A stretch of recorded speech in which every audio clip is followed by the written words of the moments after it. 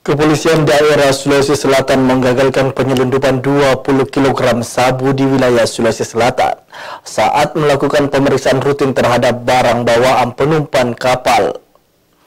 Selain barang bukti sabu, pihaknya juga mengamankan 2 orang pelaku di mana salah satunya merupakan warga dari Malaysia.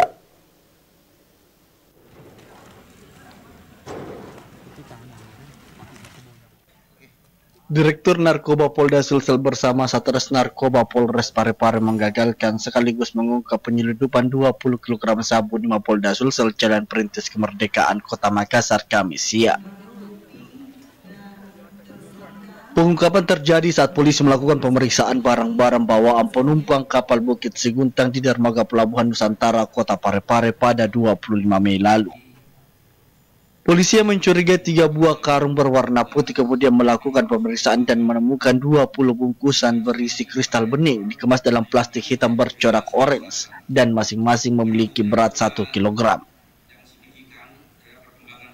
Saat melakukan penyelidikan turut menangkap 2 orang pelaku, masing-masing pria inisial HR yang merupakan sopir angkutan serta pria inisial HF merupakan kurir. Diketahui pemilik barang haram tersebut berada di Malaysia yang masih dalam pengembangan pihak kepolisian.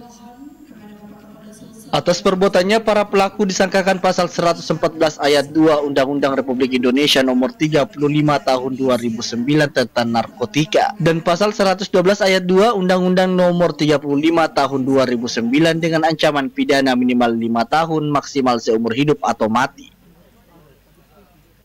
Barang bukti sabu sejumlah 20 kg ini diungkap oleh Polres Parepare, tempat kejadian di dermaga Pelabuhan Nusantara Parepare, dengan melibatkan ada 2 tersangka.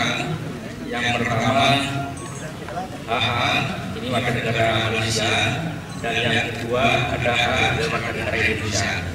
Ini diduga dengan modus operandi mengirim barang melalui pelabuhan, kemudian di pelabuhan ada keterlibatan anggota yang disamakan sabu itu dengan barang-barang pakaian, sehingga setelah dicek lengkap ada sabu di dalamnya.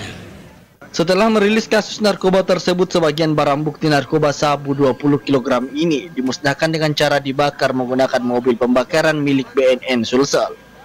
Rusmawati Rara, Sulawesi TV.